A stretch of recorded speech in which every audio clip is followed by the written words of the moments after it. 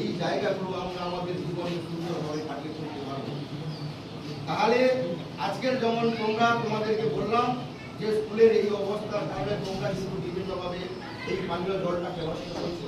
আবার কখনো কখনো দেখেছি তোমরা বোতলে যে জল নিয়ে আসো, স্কুলে যখন আমরা দেখেছি বোতলে জল নিয়ে এলে হাফ বোতল জলটা খাচ্ছ, বাইরে গিয়ে মাস্টারকে বলছো যে স্যার আমি একটু বাইরে যাবো, বাইরে গিয়ে সে হাফ বোতল জলটা আবার ফেলে দিয়ে আবার কিন্তু সাম্বাসগুলো থেকে আবার এক বোতল জলটা তোমরা ভর্তি করে নিয়ে চলে আসো।